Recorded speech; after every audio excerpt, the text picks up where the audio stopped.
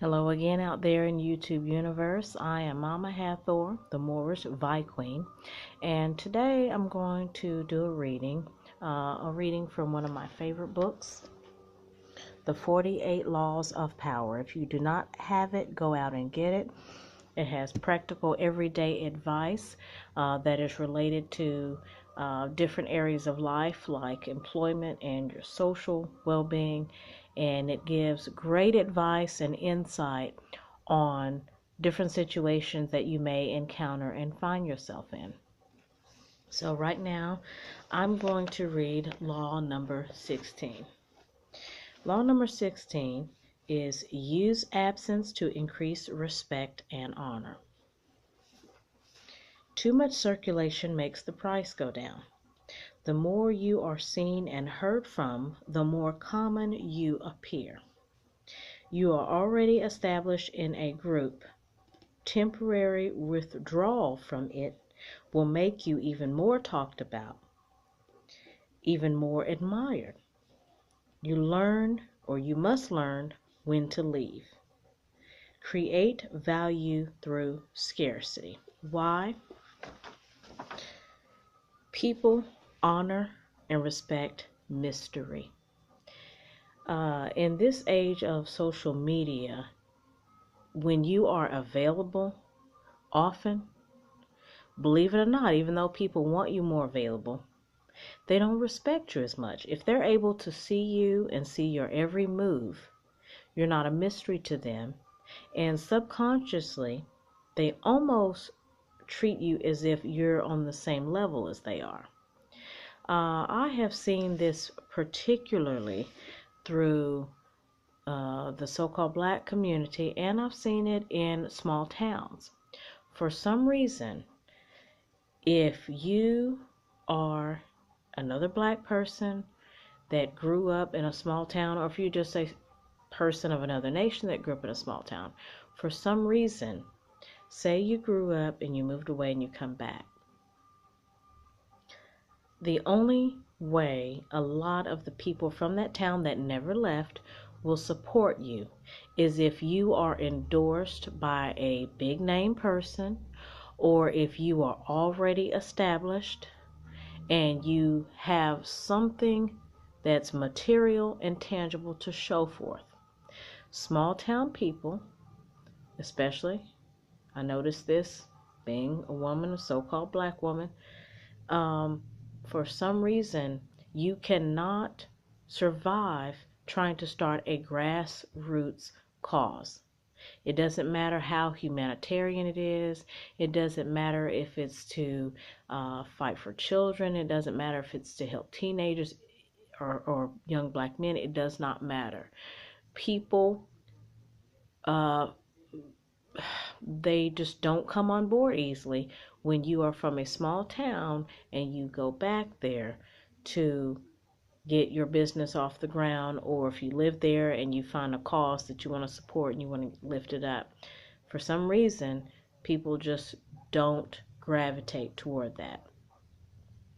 A lot of it has to do with the mentality. People are jealous and envious, and if they're not doing better than you, if not somewhere the same as you are, it's hard for them to open their hearts up and come on board. In this book, I'm going to read the Keys of Power, and it says, everything in the world depends on absence and presence. A strong presence will draw power and attention to you. You shine more brightly than those around you. But a point is inevitably reached where too much presence creates the opposite effect. Again, I see this more prevalent in smaller towns. I have lived in major cities and I have lived in smaller towns, born and raised in a small town.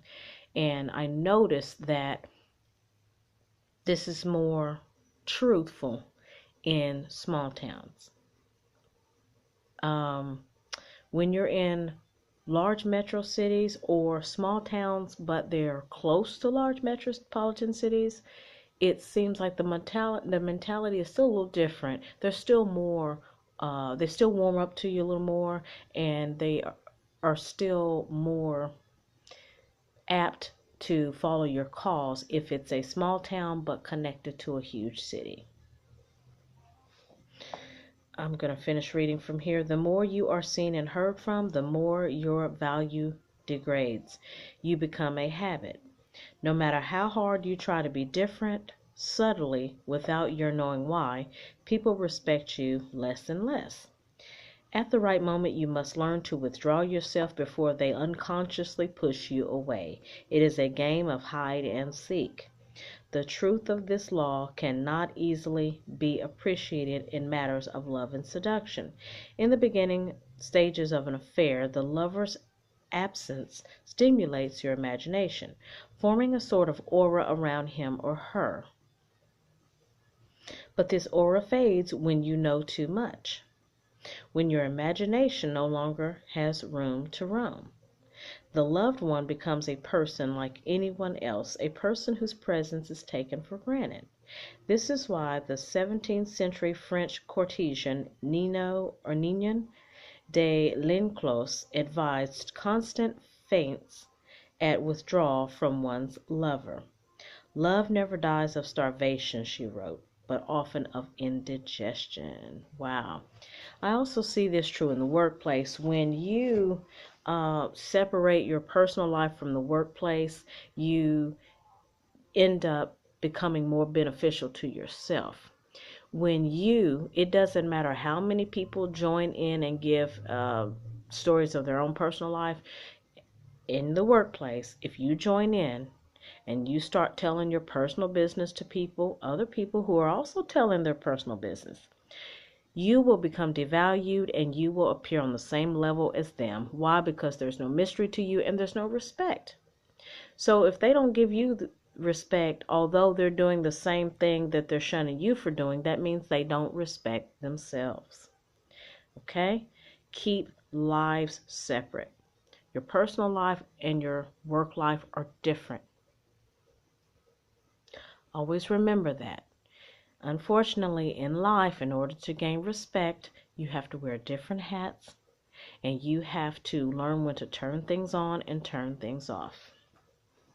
Again, today I read from the 48 Laws of Power. It is by Robert Greene. He's also the author that is responsible for the 50th law. Be sure to go get both and have a good day.